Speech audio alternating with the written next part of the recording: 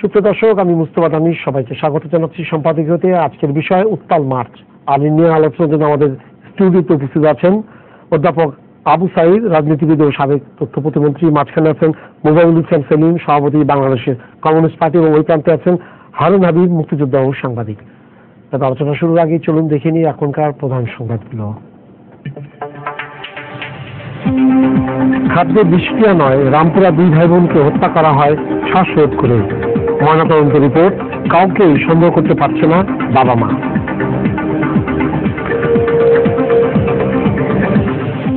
কুমিল্লায় শিশুর বস্তাবন্দি লাশ উদ্ধার, সম্পত্তির জেরে লাকসামে 2 শিশুকে হত্যা, প্রধান আসামির জবানবন্দি। 40,000 টাকার জন্য রাজশাহীতে ব্যবসায়ী খুন। এটিএম কার্ড জালিয়াতির সাথে দেশের কমপক্ষে 40টি ব্যবসা প্রতিষ্ঠান জড়িত, রিমান্ডে জানালো পোল্যান্ডের সেই নাগরিক।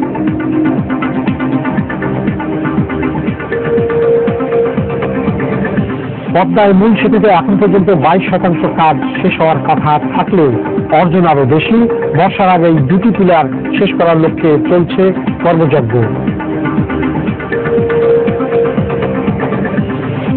এবং 71-এর মার্চেই শুরু হয় মুক্তিযুদ্ধের চূড়ান্ত প্রস্তুতি। মুক্তির ডাক দেন বঙ্গবন্ধু। মানচিত্রকে বাঁচাতে বাঙালি জাতি ঝাঁপিয়ে পড়ে স্বাধীনতা যুদ্ধে।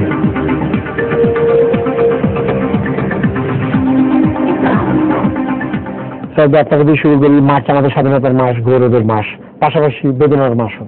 হাজার হাজার বাঙালিকে এই মাসে হত্যা করেছে পাকিস্তানি শাসক গোষ্ঠী। সে সময় আপনি মেম্বার অফ পার্লামেন্ট, পাকিস্তান জাতীয় পরিষদের একজন সদস্য ছিলেন, এবং ওই দিন 1 মার্চ যেখানে প্রেস ব্রিফিংটা হয়েছিল এবং ওই দিনকে আপনি উপস্থিত ছিলেন। আপনি একটু বলবেন যে আসলে ওই দিনটা এই ইয়াহিয়া খানের ঘোষণার সাথে সাথে মানুষ কিভাবে রাস্তা দিয়ে আসে? দেখেন, আজ থেকে 45 বছর আগের কথা। সেদিনের উত্তাল মার্চ, এই এখানের যে ঘোষণা ছিল এই 3রা মার্চ পাকিস্তান জাতীয় পরিষদের অধিবেশন বসার কথা। উনি অন্য কণ্ঠ দিয়ে স্থগিত করে দিলেন। আমাদের দুর্ভাবনার একটা বিষয় ছিল যে আসলে পাকিস্তানকে আর একটা কু হয়ে গেছে নাকি, এখান নেই। পরে দেখা গেল এখানে আছেন। সে যাই হোক, ওই দিন পার্লামেন্টারি পার্টির মিটিং হচ্ছিল। বিষয় ছিল শাসনতন্ত্র রচনা করার। কারণ লিগেল ফ্রেমওয়ার্কে 120 দিনের ভিতরে শাসনতন্ত্র রচনা করতে হবে। সেজন্য আগের থেকে আমাদের তাজউদ্দিন আহমেদ, ডক্টর কামাল হোসেন, সৈয়দ নজরুল ইসলাম, এইচ.এম. কামরুজ্জামান, মনসুর আলী, এরা প্রমুখ বসে শাসনতন্ত্রের একটা রূপরেখা ওনারা ড্রাফট করেছিলেন। এগুলো বিষয় নিয়ে আলোচনা হওয়ার কথা। বঙ্গবন্ধু আসলেন একটু দেরি, 10টা সাড়ে 10টার ভিতরে অধিবেশন আমরা বসবো, সভা হবে। বঙ্গবন্ধু একটু দেরিতে আসলেন। উনি গম্ভীর, বিক্ষুব্ধ। উনি আসেন, উনি এসে বক্তৃতা করলেন যে ষড়যন্ত্র চলছে, চক্রান্ত চলছে, আমরা এর মোকাবেলা করবো, রুখে দাঁড়াবো। আমরা হতবাক হয়ে গেলাম যে বঙ্গবন্ধু হঠাৎ করে কথা কেন বলছেন। ওনার বক্তৃতার পরে একটা টি ব্রেক, তারপরেই আবার যখন সৈয়দ নজরুল ইসলাম উঠলেন, শেষ আবার বঙ্গবন্ধু বক্তৃতা করবেন। এ কারণে সৈয়দ নজরুল ইসলাম সাহেব বক্তৃতা করছেন। এর ভিতরে সংবাদ আসলো যে অধিবেশন মুলতবি। ঠিক তার আধা ঘন্টার ভিতরে সমস্ত ঢাকার রাজপথ, সেলিম ভাইরা তখন রাজপথের নায়ক, তোফায়েল আহমেদ তখন রাজপথের নায়ক, তারা সমগ্র আসম আব্দুর রব, শাহজাহান সিরাজ, সবার অবদানকে যার যার অবস্থান থেকে স্বীকার করেই নিতে হবে। সেটা সমগ্র রাজপথ এবং যুবশক্তি, শ্রমিক, যে যেখানে ছিল, অফিস, আদালত, সবকিছু বন্ধ হয়ে যায় এবং তারা রাজপথে নেমে আসে। এবং রাজপথ উত্তাল রাজপথ। এই রাজপথ এটা কেন হলো? সিদ্দিক সাহেব তার বইতে লিখেছেন, পরিষ্কার করে লিখেছেন যে আগেই শেখ মুজিবুর রহমানকে জানানো হয়েছিল যে 3রা মার্চের যে আহত অধিবেশন এটা স্থগিত থাকবে। সেজন্য তিনি কৌশল করে আগের থেকেই সমস্ত পাড়া মহল্লায় তার যে সংগঠন ছিল এবং তার পাশাপাশি অন্য যারা ছিলেন, যেমন বিশেষ করে কমিউনিস্ট পার্টি, ছাত্র ইউনিয়ন যারা ছিলেন, সহযোগী সংগঠনগুলো ছিল, সবাইকে এ সংবাদ পৌঁছে দেওয়া হয়েছিল এই ধরনের যদি ষড়যন্ত্র হয়, চক্রান্ত হয়, অধিবেশন বন্ধ থাকে এবং স্থগিত করা হয়, তাহলে সবাইকে আন্দোলনে নামতে হবে।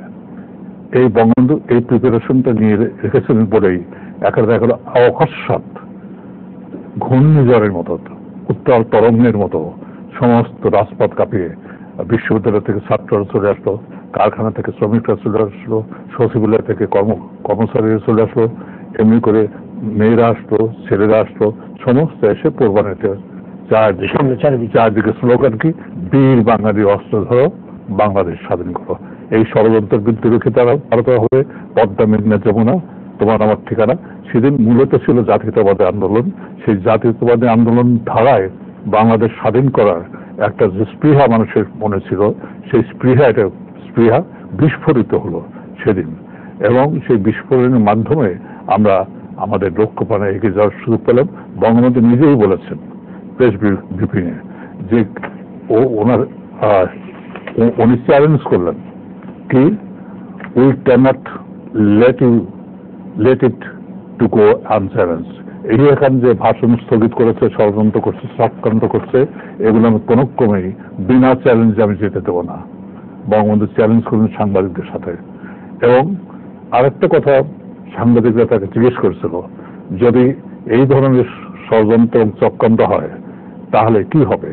বঙ্গবন্ধু উত্তর দিয়েছিলেন পরিষ্কার ভাষায়, আপনারা নতুন ইতিহাস দেখতে পাবেন, আপনারা নতুন ইতিহাস দেখতে পাবেন। আমরা মরতে শিখেছি, রক্ত দিতে শিখেছি, আমরা জানি আমাদের অধিকার আদায়ের জন্য, স্বাধিকার আদায়ের জন্য এবং চূড়ান্ত লক্ষ্যে এগিয়ে যাওয়ার জন্য যা কিছু করার আমরা করবো। 22 তারিখে তিনি বললেন, আমি যদি না থাকতে পারি তবু বাঙালি, রাত 12টা 1 মিনিটে, নিশ্চয়ই সেদিন মনে আছে, সে 12টা 1 মিনিটে উনি বক্তৃতা করেছিলেন, আমি যদি নাও থাকতে পারি, এটা কিন্তু 21শে ফেব্রুয়ারি বলেছিলেন, আমি যদি নাও থাকতে পারি তবু ষড়যন্ত্র চলছে, চক্রান্ত চলছে, তার মোকাবেলা তোমরা করবে। উনি পরিষ্কারভাবে বলেছিলেন মোকাবেলা করবে।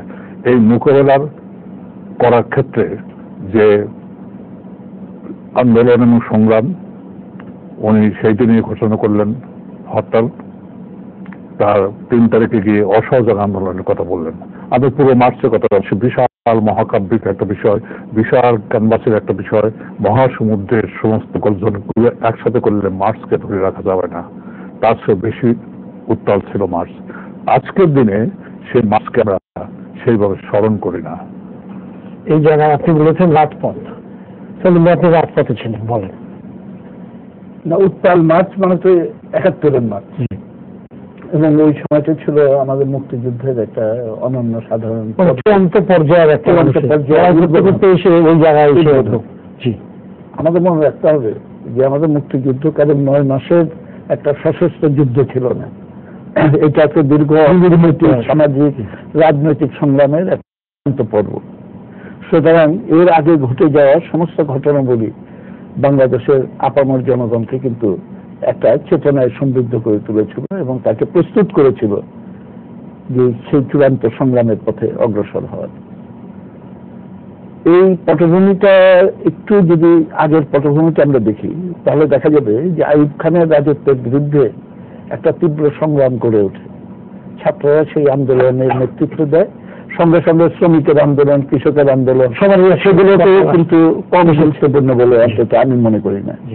এবং এটার ফলে সারা দেশের ভিতরে একটা জাগরণ করতে থাকে। 54 সালের যুক্তফ্রন্ট নির্বাচনের সময় যে 21 দফা দেওয়া হয়েছিল, 21 দফার ভিতরে পূর্ব বাংলার স্বায়ত্ত শাসনের দাবি স্পষ্ট করে লেখা ছিল।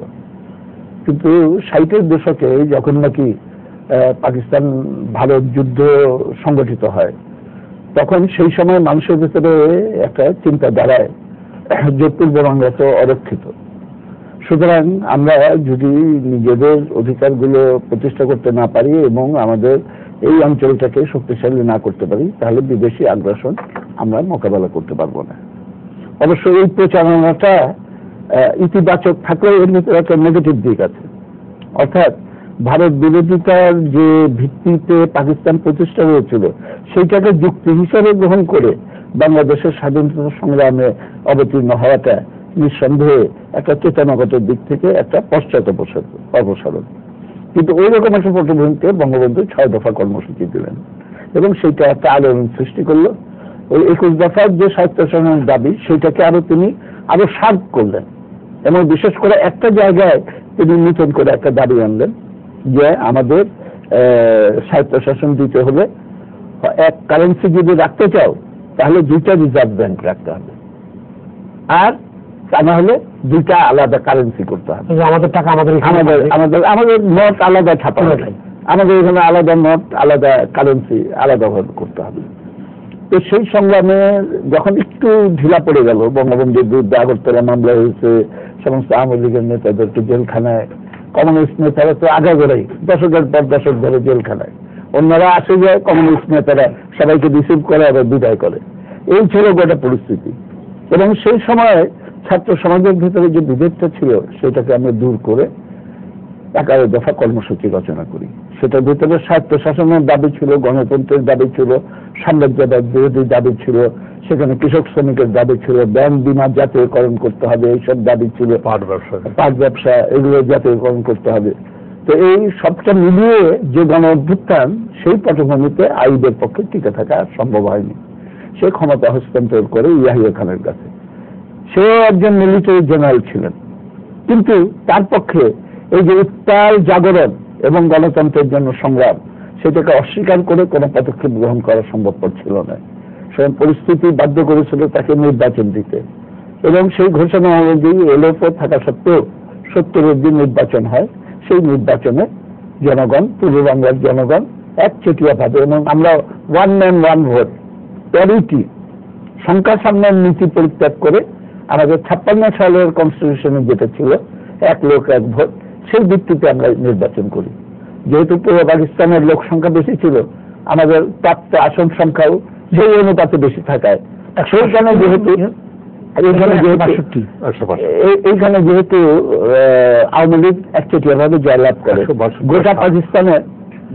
গোটা পাকিস্তানের সংখ্যাতত্ত্ব হিসাব করলে দেখা গেল যে পাকিস্তান পার্লামেন্টেও আওয়ামী লীগের মেজরিটি স্থাপিত হয়েছে। তখন থেকে কিন্তু আমরা একটা ষড়যন্ত্রের গন্ধ খুঁজে পাচ্ছিলাম, এবং সেটা খুঁজে পেয়ে আমি ছাত্র ইউনিয়ন করতাম এবং গোপন কমিউনিস্ট পার্টির সঙ্গে যুক্ত ছিলাম, এবং আমরা রাজনৈতিকভাবে সচেতন সিদ্ধান্ত নিয়ে ফেব্রুয়ারি মাসের প্রথম সপ্তাহে আমরা ঢাকায় ছাত্র ইউনিয়নের একটা বিশেষ কাউন্সিল আহ্বান করি, এবং সেই কাউন্সিলে আমাদের ঘোষণাপত্রে আমরা একটা পরিবর্তন আনি এবং আমাদের দাবির ভেতরে নতুন করে অফিসিয়ালি আনুষ্ঠানিকভাবে কাগজে কলমে আমরা যুক্ত করি যে পূর্ব বাংলার বিচ্ছিন্ন হওয়ার অধিকার সহ সমস্ত জাতির পূর্ণ আত্মনিয়ন্ত্রণ অধিকার দিতে হবে।